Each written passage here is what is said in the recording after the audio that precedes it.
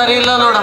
ಅದಕ್ಕೆ ಓಡೋಡ್ ಹೋಗೋಣಂತ ನೀನ್ ಕರ್ಕೊಂಡು ಬಂದು ಇಷ್ಟು ಮಾಡೇನು ಮತ್ತಷ್ಟು ಮಾಡದೆ ಇದ್ರ ಹೌದಲ್ಲ. ಅದಕ್ಕೆ ಇದು ಎಂತದೇ ಕಣ ಮಡವಿದ್ದಾನೆ.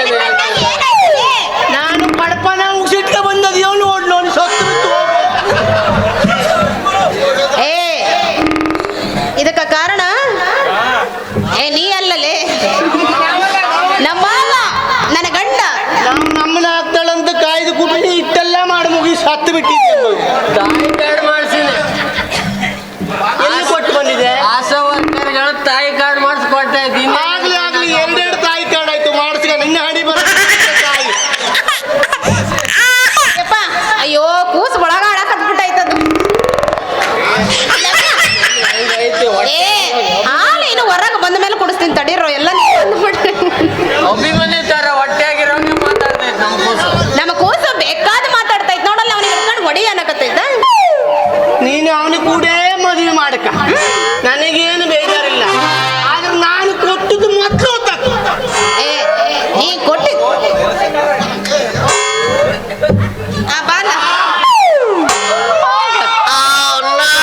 ನನ್ನವು ಮೂರು ತಗೊಂಡು ನನಗೆ ಹೊಡಿಸಿ ಈಗ ನೀವು ಕಚ್ಚಿಕೊಂಡು ಮದುವೆ ಆದ್ರೆ ನಾಯನ ಸುಮ್ಮನಿರ್ಲೇನ? ನೀನು ಮದುವೆ ಆಗೋವ ನನಗೆ ಮದುವೆ ಆಗ್ಬೇಕು, ನಾನೇ ನಿನ್ನ ಮದುವೆ ಆಗೋ. ಹೌದಲ್ಲ? ನನಗೂ ಏನು ಕೊಟ್ಟು ಸತ್ತಿದ್ಯೋ ಮೂರು? ನನ್ನ ಮೂರು ತಗೊಂಡು ಹೋಗಲು ಹಾಕಿ ನನ್ನ ಆಸ್ತಿ ಒಟ್ಟು ತಗೊಂಡು ಹೋಗಲು. ಕಿತಾಪತಿ, ನನ್ನ ಗಂಡಂದ 3 ಹಿಡ್ಕೊಳಕ್ ಒಲ್ಲೆ ನಾನು. ಮತ್ತೆ ನಿಂದ 3 ಎಲ್ಲಿ ಹಿಡ್ಕೊಂಡೆ? ನಿನ್ನ ಗಂಡನ ಹಿಡ್ಕತ್ತಿಲ್ವೋ ನಂಗೆ ಗೊತ್ತಿಲ್ಲ. ನಂದಂತೂ 3ನೇ ಹಿಡ್ಕೊಂಡಿಲ್ಲ. ನಾನು ಕೊಟ್ರೆ ಲಾಸ್ಟ್ ನೀನಾ? ಇಲ್ಲಲೇ 4 ನಾವ. ಹೌದಪ್ಪ, ಇದಕ್ಕೆ ನಾವಲ್ಲ, ಕರಿಮಣಿ ಮಾಲೀಕರು ನಾವಲ್ಲ. ನನ್ನ ಕರಿಮಣಿ ಮಾಲೀಕ ಇಲ್ಲ ನಿಂತಿಲ್ಲೇನ? ಮಾಡಕ ನಾವಂತೂ ಕರಿಮಣಿ ಮಾಲೀಕಲ್ಲ. ನಮ್ಮದು ಹೊತ್ತಾಕ ನೀವು ಮುಂದಾಡಿ.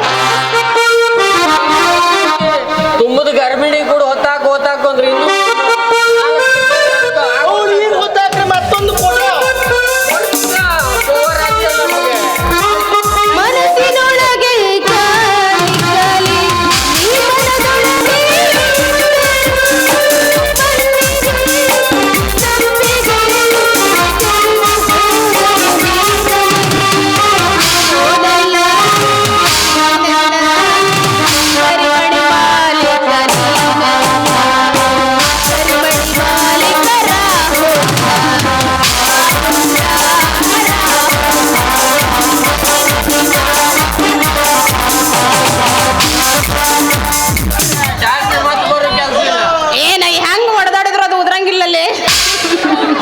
ಅಲ್ಲ ಡಾಕ್ಟರ್ ಮತ್ತೆ ಬರೋ ಕೆಲಸ ಇಲ್ಲ. ಏನ್ ಕೊಡ್ದು ನನ್ನ ಹೊಟ್ಟಿ ಒಳಗ ನನ್ನ ಮಗು ಹೆಂಗ ಬೇಕಂಗ ಇಚ್ಕಾಡಕತ್ತೈತಿ. ನಡಿ ಲಗನ ಹೋಗೋಣ.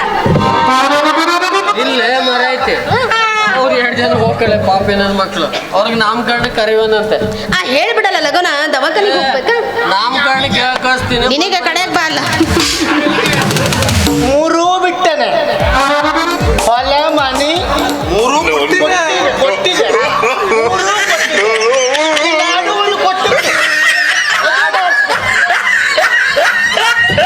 ಆಯ್ತು ಮಾರಾಯ, ಎಲ್ಲೇ ನಿಮ್ದೇ ಮಾಡ್ಕಣಿ. ಇನ್ನು ಎಂತ ಹೇಳೋದು ನಾನು? 3 ತಗೊಂಡು ನನಗೆ ಬಿಟ್ಟಲ್ಲ ಮರ್ಯಪ್ಪ ಅಂಬ. ಹೋಗೋಗಿ ನೀ ಅಜ್ಜನಾಗಿದ್ರೆ ಅಲ್ಲಲೇ ಬೇಡಲೇ. ಅವಳಿ ಜವಳಿ 2 ಹೆಣ್ಣು ಮಕ್ಕಳನ್ನ ಎತ್ಕೊಟ್ಬಿಡ್ತೀನಿ. ನೀನಿಗೊಂದು ಅವನಿಗೊಂದು ಮಾಡ್ಕೊಂಡ್ಬಿಡ್ತೀನಿ. ಇಲ್ಲ ಇದ ನಿನಗೆ ನಾ ಇದ್ದೀನಿ. ಜೀವಕ್ಕೆ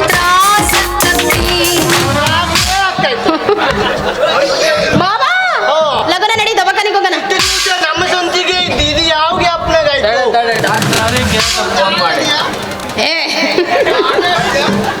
ಹಲೋ ಡಾಕ್ಟ್ರ, ಹಾಸ್ಪಿಟ್ಲಾಗ ಇದ್ರ ಮನೆ ಒಳಗೆ ಕರ್ಕ ಬರ್ತಮ್ಮ. ಈ ಸಂಕಟ ಗೊತ್ತಾಯ್ತು. ಹೌದೌದು. ಇಲ್ಲ 108ಕ್ಕೆ ಫೋನ್ ಮಾಡ್ಲೇನ? 108 ಬೇಡ, 109 ಬೇಡ. ಕಿತಾಪತಿ ಅವ್ರ ನಾವು ದವಾಖಾನಿಗೆ ಹೋಗಿ 2 ಹೆಣ್ಣು ಮಕ್ಕಳನ್ನ ಅವಳಿ ಜವಳಿ ಹಾಡ್ತೀನಿ. 2 ಲಕ್ಷ ಒಂದೇ ಕೊಡಿ. 2 ಅವನಿಗೆ ಕೊಡ್ಲ? ಒಂದು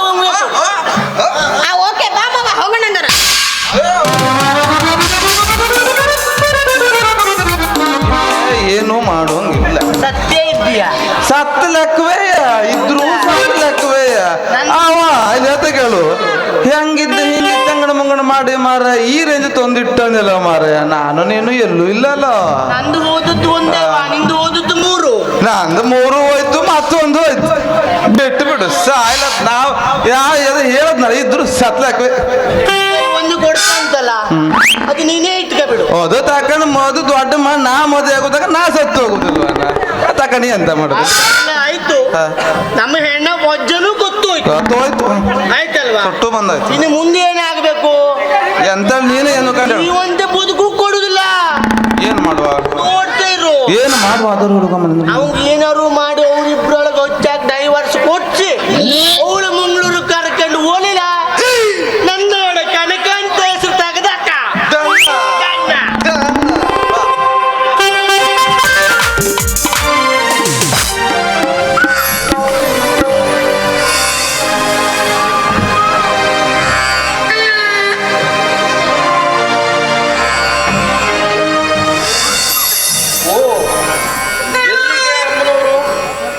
ಅವಸರವಾಗಿ ಹೊರಟಂತಿದೆಯಲ್ಲ, ದೇವಸ್ಥಾನಕ್ಕೋ ಅಥವಾ ಇದೇನ್ರಿ ಹೇಗೆ ಕೇಳ್ತಾ ಇದ್ದೀರಾ? ಇವತ್ತು ನಿಮ್ಮ ಹುಟ್ಟಿದ ಹಬ್ಬ ಅಲ್ವಾ, ಅದಕ್ಕೋಸ್ಕರ ದೇವಸ್ಥಾನಕ್ಕೆ ಹೋಗಿ ವಿಶೇಷವಾಗಿ ಆಚರಣೆ ಮಾಡಿಸ್ಕೊಂಡು ಬರ್ಬೇಕಂತ ಹೋಗ್ತಾ ಇದ್ದೀವಿ. ಸಿಂಧು, ಇವತ್ತು ನಾನು ಅರ್ಜೆಂಟಾಗಿ ಬಯ್ಯನ ಮನೆಗೆ ಹೋಗ್ಬೇಕು.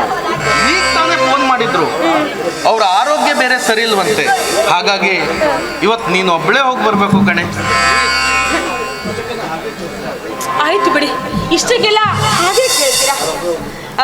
ನಿಮ್ಗೆ ಅಷ್ಟೊಂದು ಇಂಪಾರ್ಟೆಂಟ್ ಹೋಗ್ಲೇಬೇಕು ಹಾಗಿದ್ರೆ ನಾನು ಒಬ್ಳೆ ಹೋಗಿ ಬರ್ತೀನಿ, ಸರಿನಾ? ಸಿಂಧು, ಇವತ್ತು ನೀನು ದೇವಸ್ಥಾನಕ್ಕೆ ಹೋಗ್ತಾ ಇದೀಯಲ್ಲ, ಆ ಸ್ವಾಮಿ ಹತ್ರ ಏನಂತ ಬೇಡ್ಕೊಳ್ತೀಯ? ರೀ, ಈ ದಿನ ಮುದ್ದು ಪತಿರಾಯನನ್ನ ಸದಾಕಾಲ ಯಾವಾಗ್ಲೂ ಸುಖವಾಗಿಡು ಅಂತ ಆ ದೇವ್ರ ಹತ್ರ ಆಮೇಲೆ ಇಲ್ಲಿ ಸೌಭಾಗ್ಯದ ಸಮುದ್ರದ ನದಿ ತೀರದಲ್ಲಿ ಈ ಬಾಳನೌಕೆ ಯಾವ ಬಿರುಗಾಳಿಗೆ ಸಿಲುಕದಂತೆ ಸದಾಕಾಲ ಸಂತೋಷವಾಗಿರ್ಲಿ ಅಂತ ಬೇಡ್ಕೊಳ್ತೀನಿ. ಆಮೇಲೆ ನಿಮ್ಗೆ MA ಪದವೀಧರ ಆದ್ರೂ ಕೂಡ ಸರ್ಕಾರಿ ನೌಕರಿ ಇನ್ನೂ ಸಿಕ್ಲಿಲ್ಲ ಅಲ್ವಾ? ಆದಷ್ಟು ಬೇಗ ಒಂದು ಸರ್ಕಾರಿ ನೌಕರಿ ಸಿಗ್ಲಿ ಅಂತ ಅದನ್ನ ಬಿಡ್ಕೊಂಡು ಬಂದ್ಬಿಡ್ತೀನಿ, ಸರಿನಾ? ಆಮೇಲೆ ನೀವು ಹೋಗ್ರಿ ನೀವು. ಆಮೇಲೆ ಇನ್ನು ಏನು ಬೇಡ್ಕೊಳ್ಳಿ. ಸರಿ, ನನಗೆ ತಿಳಿದಿರೋದ್ರಿಂದ ನಾನು ಹೇಳ್ಬಿಟ್ಟೆ. ಇನ್ನು ಏನಾದ್ರೂ ಮರ್ತು ಹೋಗಿದ್ರೆ ನೀವು ನೆನಪು ಮಾಡಿ ಆಮೇಲೆ ಅದನ್ನ ಹೋಗಿ ಬೇಡ್ಕೊಂಡ್ ಬಂದ್ಬಿಡ್ತೀನಿ, ಸರಿನಾ? ಈಗ ಹೇಳು ಮತ್ತೆ. ನೋಡು ಚಿನ್ನ, ನೀನು ಇಷ್ಟೊತ್ತು ಹೇಳಿದ್ದನ್ನೆಲ್ಲ ಬೇಡ್ಕೊಳ್ಳೋದಕ್ಕಿಂತ ಮೊದಲು ಭಗವಂತ ಶಿವಾಂಶ ಸಂಭೂತ ಪರಮಾತ್ಮ ಆದಷ್ಟು ಬೇಗ ಒಂದು ಮುದ್ದಾದ ಹೆಣ್ಣು ಮಗಳನ್ನ ಕರುಣಿಸುವಂತ ಬೇಡ್ಕೊ. ನಿಮ್ಮ ಬಾಯಿಂದ ಇಂಥ ಮಾತು ಕೇಳಿ ನನಗೆ ತುಂಬಾ ಆಶ್ಚರ್ಯ ಆಗ್ತಾ ಇದೆ. ಇಡೀ ಜಗತ್ತೇ ಹೆಣ್ಣು ಶಿಶುವನ್ನ ನಾಶ ಮಾಡಿ ಗಂಡು ಮಗು ಬೇಕು ಅಂತ ಗಂಡಿನ ಹಿಂದೆ ಬೆನ್ನತ್ತಿ ಓಡ್ತಾ ಇರುವಾಗ ನಮಗೊಂದು ಪುಟ್ಟ ಹೆಣ್ಮಗು ಬೇಕಂತ ಕೇಳ್ತಾ ಇದ್ದೀರಲ್ಲ, ಎಂಥ ಒಳ್ಳೆ ಮನಸ್ಸು. ಅವರೆಲ್ಲ ಹಾಗೆ ಬೇಡ್ಕೊಳ್ತಾರೆ ಅಂತ ನಾವು ಹಾಗೆ ಬೇಡ್ಕೊಳ್ಳೋಕ್ಕಾಗುತ್ತೇನೆ? ಹೆಣ್ಣು ಅಂದ್ರೆ ಏನಂತ ತಿಳ್ಕೊಂಡಿದೀಯ? ಹೆಣ್ಣು ಆದಿಶಕ್ತಿ, ಭೂಮಾತೆ, ಲಕ್ಷ್ಮಿ, ಶಾರದೆ, ಸೀತೆ, ಇವರೆಲ್ಲ ಯಾರು ಅನ್ಕೊಂಡಿದೀಯ? ಅರ್ಧಾಂಗಿಯಾಗಿ, ಅಕ್ಕ ತಂಗಿಯಾಗಿ ಹೊತ್ತು ಹೆತ್ತು ಸಾಕಿ ಮುತ್ತಿಟ್ಟು ತುತ್ತಿಟ್ಟು ಸಾಕಿದ ತಾಯಿಯಾಗಿ, ಈ ಜಗದ ಕೊಳೆಯನ್ನ ತೊಳೆಯುವ ಗಂಗೆಯಾಗಿ, ತ್ಯಾಗಕ್ಕೆ ಹೆಸರಾದ ತ್ಯಾಗಮಯಿ ಹೆಣ್ಣನ್ನ ಹೊಗಳಲು ಕವಿ ಋಷಿ ಸಂತರೆ ಅಸಮರ್ಥರಾಗಿರುವಾಗ ಅವಳಿಗೆ ಇನ್ಯಾರು ಸಾಟಿ? ಅವಳೇ ಸಾಟಿ. ಅಂತ ಮಹಾಮಹಿಮ ಹೆಣ್ಣನ್ನ ನಿಂದಿಸಿದ ಮನುಜ ನಿಜವಾಗಿಯೂ ಹಾದರದ ಪಿಂಡ. ಅವನು ಈ ಭರತ ಭೂಮಿಯ ಮೇಲೆ ಬದುಕುವುದೇ ದಂಡ.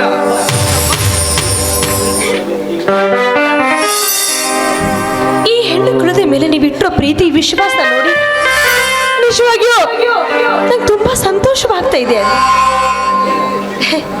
ರೀ, ನಾವಿಬ್ರು ಯಾವಾಗ್ಲೂ ಸಂತೋಷವಾಗಿ ನಗ್ನಗ್ತಾ ಹೀಗೆ ಸಿಂಧು, ಎಷ್ಟೋ ತಂದೆ ತಾಯಿಯರು ನಮಗೆ ಗಂಡು ಮಗು ಬೇಕು, ನಮಗೆ ಗಂಡು ಮಗು ಬೇಕು ಅಂತ ಕಂಡ ದೇವರಲ್ಲಿ ಹರಕೆಯನ್ನು ಗಂಡು ಮಗುವನ್ನು ಪಡೆದ ನಂತರ ಅವರು ಬೆಳೆದು ದೊಡ್ಡವರಾದ ನಂತರ ತನ್ನ ಹೆತ್ತ ತಂದೆ ತಾಯಿಯನ್ನೇ ಮರೆತು ಅವರು ಇಷ್ಟದಂತೆ ಹೋಗ್ಬಿಡ್ತಾರೆ. ಗಂಡನ್ನ ಹೆತ್ತ ಎಷ್ಟೋ ತಂದೆ ತಾಯಿಯಂದಿರು ಬೀದಿಯಲ್ಲಿ ತುತ್ತು ಕೂಳಿಗಾಗಿ ಭಿಕ್ಷೆ ಬೇಡುವುದನ್ನ ನಾನು ನನ್ನ ಕಣ್ಣಾರೆ ಕಂಡಿದ್ದೇನೆ ಕಣೆ. ಆ ಕ್ಷಣನೇ ತೀರ್ಮಾನ ಮಾಡಿದೆ, ಗಂಡನ್ನ ಹೆತ್ತು ಈ ರೀತಿಯ ಅನುಭವವನ್ನು ಪಡೆಯೋದಕ್ಕಿಂತ ಜನಕ ರಾಜ ಹಿಮವಂತನ ತರ ಹೆಣ್ಣು ಮಗುವನ್ನು ಹೆತ್ತು ಈ ಸಮಾಜದಲ್ಲಿ ಆದರ್ಶವಾಗಿ ಬದುಕಬೇಕು ಅಂತ. ನಿಮ್ಮ ಈ ಆದರ್ಶವಾದಿ ಮಾತುಗಳಿಗೆ ನಾನು ಮಂತ್ರ ಮುಗ್ಧರಾಗಿ ಸೋತು ಹೋಗ್ಬಿಟ್ಟೆ. ಸಮಯ ಆಯ್ತು, ನಾನು ಹೋಗ್ಬೇಕಾಗಿದೆ. ಹಾಗೆ ಹೋಗ್ತೀಯೇನೆ ಸಿಂಧು. ಇವತ್ತು ನಾನು ನಿನ್ನ ಹತ್ರ ಏನೋ ಕೇಳಬೇಕು ಸಿಂಧು. ನೀನ್ ನನ್ನನ್ನ ಎಷ್ಟು ಇಷ್ಟಪಡ್ತೀಯ? ಯಾಕೆ ನನ್ನ ಬಾಯಿಂದ ಕೇಳಬೇಕಂತ ಆಸೆ ನಾನು ನಿಮಗೆ. ರೀ, ನನಗೆ ನಿಮ್ಮನ್ನು ಬಿಟ್ಟರೆ ಇನ್ಯಾರು ಇದ್ದಾರೆ? ನನ್ನ ಎಷ್ಟು ಇಷ್ಟಪಡ್ತೀಯ ಅಂದ್ರೆ ಬರೀ ಮಾತಲ್ಲಿ ಹೇಳೋದಕ್ಕೆ ಅದು ಹೇಗೆ ಸಾಧ್ಯ ಆಗುತ್ತೆ? ಸಾಗರ ತುಂಬಲಾರದಷ್ಟು, ಆ ಹುಣ್ಣಿಮೆ ಚಂದ್ರ ಕರಗಲಾರದಷ್ಟು, ಸೂರ್ಯ ಬೆಳಕು ಕೊಡಲಾರದಷ್ಟು, ಅಷ್ಟು ಯಾವಾಗ ಪೂರ್ಣವಾಗುವುದೋ ಅಷ್ಟು ಪ್ರೀತಿಯನ್ನ ನಿಮಗೋಸ್ಕರ ತುಂಬ ಹೃದಯದಿಂದ ನಾನು ನಿನ್ನನ್ನು ಎಷ್ಟು ಇಷ್ಟಪಡ್ತೀನಿ ಗೊತ್ತಾ? ನೀನು ನಿಜವಾಗಿ ನನ್ನ ಪಾಲಿನ ಅಪರಂಜಿ ಚಿನ್ನ, ಅಪರಂಜಿ ಚಿನ್ನ.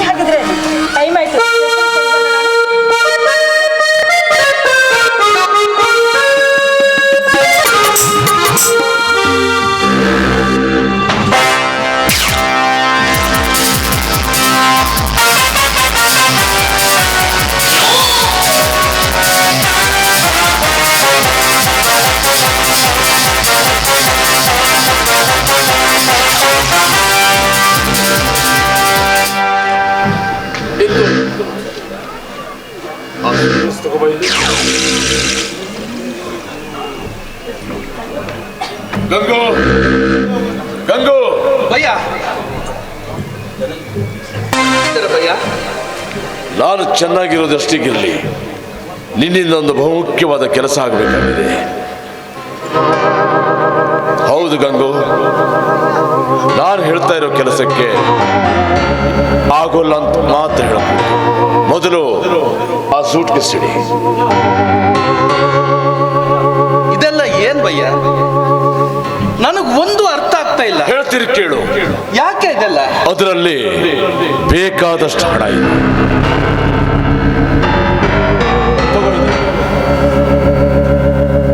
ನೋಡು, ನಾಳೆ ದಿನ ನನ್ನ ತಮ್ಮ ಅಮೆರಿಕದಿಂದ ಊರಿಗೆ ಬರ್ತಾ ಇದ್ದಾನೆ. ಅವನು ಬರೋದ್ರೊಳಗಾಗಿ ಈ ಫೋಟೋದಲ್ಲಿ ಆ ಹೆಣ್ಣು ಮಗಳನ್ನ ಕೊಲೆ ಮಾಡಬೇಕು. ಏನು? ಪ್ರೇಮ್ ಬದುಕಿದ್ದಾನೆ? ಹೌದು. Flight accident? ಎಲ್ಲ ನಾಟಕ. ಹೌದು ಕಣ, ಇವೆಲ್ಲ ನಾಟಕ. ಅವರಿಬ್ಬರನ್ನ ದೂರ ಮಾಡಬೇಕು ಅನ್ನೋ ಒಂದೇ ಒಂದು ಉದ್ದೇಶದಿಂದ ಈ ನಾಟಕ ಆಡಬೇಕಾಯ್ತು. ನೋಡು ಗಂಗು, ಮನದಿ ಎಂಬ ಮಮಕಾರಕ್ಕೆ ಒಳಿತಾಗಿ ನಾನು ಹೇಳಿದ ಕೆಲಸವನ್ನ ಯಾವತ್ತೂ ಮರಿಬೇಡ. ಇಲ್ಲಿ ತನಕ ಜೀವದ ಗೆಳೆಯರಾಗಿ ನಾನು ಆಡಿರೋ ಒಂದೊಂದು ಮಾತನ್ನು ನಡೆಸ್ಕೊಳ್ತಾ ಬಂದಿದ್ಯಾ. ಮತ್ತು ಬೇಕಾದ್ರೆ ಹಣ ಕೇಳಿಕೊಡ್ತೀನಿ, ಆದ್ರೆ ಈ ಕೆಲಸನ ಮಾತ್ರ ಒಲ್ಲೆ ಅಂತ ಮಾತ್ರ ಹೇಳಬಾರ್ದು ಗಂಗು.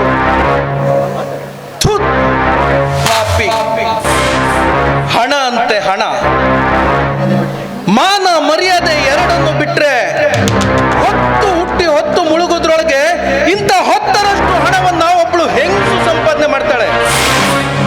ಅಂತ ನೀಚ ಹಣದ ಹಿಂದೆ ಬಿದ್ದು ಎರಡು ಪವಿತ್ರವಾದ ಹೃದಯನ ಬೇರೆ ಬೇರೆ ಮಾಡಿದ್ರಲ್ಲ, ಆ ಶಾಪ ನಿನ್ನನ್ನ ತಟ್ಟದೆ ಬಿಡೋದಿಲ್ಲ. ಏ ಸೂರ್ಯ, ನೀನು ಹೇಳಿದ್ದನ್ನೆಲ್ಲ ಮಾಡೋದಕ್ಕೆ ನನ್ನಿಂದ ಆಗೋದಿಲ್ಲ. ಈ ಹಣನ ಇದಕ್ಕೆ ಬೇರೆ ಯಾರಾದ್ರೂ ನೋಡ್ಕೋ. ಗಂಗು, ಮಾಡ್ತಾ ಇದೀಯ ಗಂಗು, ಮಾಡ್ತಾ ಇದೀಯ. ನೋಡು, ನನ್ನ ವಿರೋಧ ಕಟ್ಕೊಂಡು ಈ ಊರಲ್ಲ, ಈ ನಾಡಲ್ಲಿ ಬದುಕಕ್ಕಾಗಲ್ಲ. ಇಲ್ಲಿಂದ ದಿಲ್ಲಿ ತನಕ ನಂದೇ ರಾಜಕಾರಣ ಅನ್ನೋದು ನಿನಗೆ ಗೊತ್ತು. ವಿಚಾರ ಮಾಡು ಗಂಗು. ಮಾತಿಗೆ ಅಡ್ಡ ಮಾಡಿ ಅಡ್ಡ ಬಂದು ಬದುಕೋಕೆ ಸಾಧ್ಯ ಇಲ್ಲ ನಿನ್ನ ಹತ್ರ. ಏ ಸೂರ್ಯ, ನಿನ್ನ ರಾಜಕೀಯದ ಕಪಿಮುಷ್ಟಿ ನನಗೆ ಗೊತ್ತಿಲ್ಲ. ಸಬಾಸ್, ಭರ್ಜರಿ ಬಟ್ಟೆ ಹಾವನ್ನೇ ಬಿಡ್ತಾ ಇದ್ದೀಯ. ನಾನು ಓದಿರೋದು MA ಪದವಿನ, ಪಡೆದಿರೋದು ರಾಜ್ಯಶಾಸ್ತ್ರದಲ್ಲಿ ಗೋಲ್ಡ್ ಮೆಡಲ್, ಒಳಗಿರೋದು ನಿನ್ನಂತ ರೌಡಿಗಳ ಜೊತೆ. ಅಂತ ನನಗೆ ಟೋಪಿ ಹಾಕ್ತೀಯ. ಕನ್ನಡ ವರ್ಣಮಾಲೆಯಲ್ಲಿ ಎಷ್ಟು ಅಕ್ಷರ ಇದೆ ಅನ್ನೋದೇ ಗೊತ್ತಿಲ್ಲದೆ ಕಂಡಲ್ಲಿ ಕಾಮಶಾಸ್ತ್ರ ಓದೋ ನಿನ್ನಂತವರ ಬಾಯಿಂದ ರಾಜಕೀಯ ಪಾಠ ಹೇಳಿಸ್ಕೊಳ್ಳೋದು ನನಗ್ ಬಂದಿಲ್ಲ. ಪ್ರೇಮ್ ಊರಿಗೆ ಬರ್ಲಿ, ಪ್ರೇಮ್ ಹಾಗೂ ಸಿಂಧು ನಾನು ಒಂದೇ ಮನೆಯಲ್ಲಿ ಒಂದೇ ಜೊತೆಲಿ ಒಟ್ಟಾಗಿ ಬದುಕ್ತೇವೆ. ಇದನ್ನ ತಪ್ಪಿಸೋದಕ್ಕೆ ನೀನಲ್ಲ, ನಿಮ್ಮಪ್ಪನಿಂದಲೂ ಸಾಧ್ಯ ಇಲ್ಲ. ವಿಷದ ಹಾವಿನ ಹೆಡಿಯನ್ನ ಬಿಟ್ಟು ಹೋಗ್ತಾ ಇದೀಯ. ಚಕ್ರ ವ್ಯೂಹವನ್ನು ಹೊಕ್ಕು. ಆಗದೆ ಸತ್ತ ಅಭಿಮನ್ಯುವಿನ ಪರಿಸ್ಥಿತಿ ನಿಂದಾಗುತ್ತೆ. ನೋಡ್ತಾ ಇರು, ಈ ಸೂರ್ಯ ಚಕ್ರ ವ್ಯೂಹದಲ್ಲಿ ವೀರ ಅಂತ ಒದ್ದಾಡ್ತೀಯ ಗಂಗು.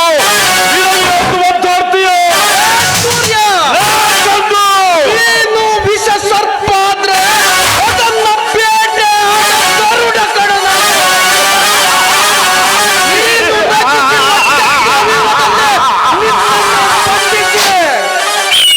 ನಿನ್ನ ಸಾಮ್ರಾಜ್ಯವನ್ನ ಪುಡಿಗಟ್ಟಲಿಲ್ಲ. ನಾನು ಗಂಗಾಧರನೇ ಅಲ್ಲ. ನೆನಪಿಟ್ಟುಕೋ.